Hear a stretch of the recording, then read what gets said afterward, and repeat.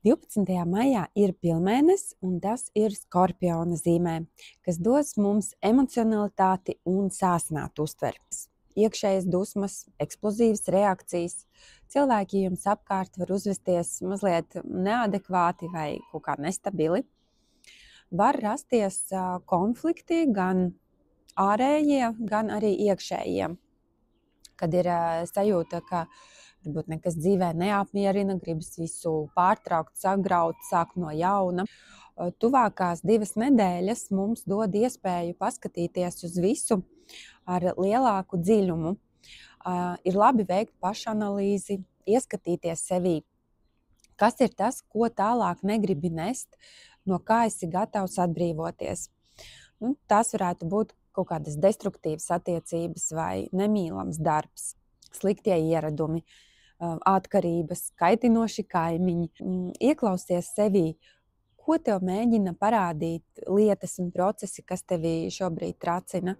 Varbūt ir pienācis laiks atlaist aizvainojumus, piedot, vai arī pašam lūgt piedošanu par kaut ko, ko esi sadarījis. Šis periods mums var palīdzēt atlaist bailes un kaut kādas vecas traumas. Skaties zīmēs dienās no 12. maija. Iekšēji sajūta, sapņi, nejauši dzirdētas sarunas vai kaut kādi virsraksti, kas neskāpēc piesaista uzmanību. Tās visas ir zīmes, kas mums var kaut ko parādīt. Skorpions ir zīme, kas simbolizē risku un krīzes, tāpēc nevajadzētu nodarboties ar ekstrēmām kaut kādām darbībām un esiet īpaši uzmanīgi satiksmē. Mēnesis Skorpionā velk ārā no dziļumiem visu, kas ir apspiests un apslēpts.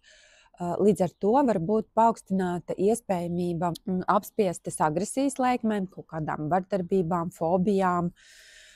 Un tas var attiekties arī uz noslēpumiem. Var tikt atklāti slēpti sakari, var netīšām izpļāpāt kaut kādu slepenu informāciju. Tā kā esat uzmanīgi.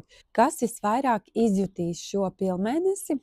Protams, tie ir paši skorpioni, it īpaši tie, kas dzimuši no 9. līdz 19. novembrim. Jums šis laiks ir iespēja apstāties un apskatīties, kas ir jātransformē savā dzīvē. Var atnākt svarīgas atbildes. Un sajūtīs arī skorpionam pretējā zīme. Tas ir vērsis, īpaši, ja jūsu dzimšanas diena ir ap šo laiku, tātad 12. maijs plus mīnus. Vēršu dzīvē vairāk pārmaiņu vai emocionālu pārdzīvojumu būs jūsu partneriem, kas līdz ar to skars arī jūs. Pilnmēnesi izjūt bez šaubām visas zīmes, katrs savā intensitātē, katrs saņem iespēju kaut ko ieraudzīt, kaut ko saprast, vai vajag kaut ko mainīt, kaut ko transformēt, pārtraukt vai tieši iesākt savā dzīvē. Skorpioni ir par iekšējām pārmaiņām, transformāciju, tāpēc esiet atvērti jaunajam un nebaidieties atlaist visu veco. Pēc pilnmēnesis būs dilstošs mēnesis, līdz ar to līdz 26. maijam nav ieteicams sākt kaut kādas pilnīgi jaunas un grandiozas lietas. Tur labāk pagaidīt ir augošu mēnesi.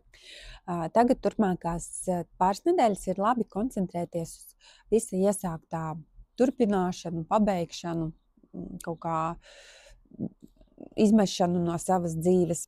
Ļoti labi patīrīt dzīves vietu, apkārtni, izmest vecās mantas, ieplīsušos traukus, nonēsātās drēbes, visu, kas nepatīk, visu, kas sakrāmēts stāv plauktos, ar domu, ja nu kādreiz noderēs. To visu ir forši tagad mest ārā un atbrīvot vietu jauniem. Skorpions atbild arī par kaisli un seksualitāti, līdz ar to arī šīs tēmas var būt aktuālas. Un ir piemērots laiks, lai pārunātu jautājumus saistītus ar seksa tēmu. Un īsumā tātad šis pilnmēnesis var būt emocionāli intensīvs, ar iekšēju pašrefleksiju, pastiprinātu intuīciju, visa slēptā atklāšanu, atbrīvošanos no vecā, aktivizēsies pašizziņas un attiecību tēmas.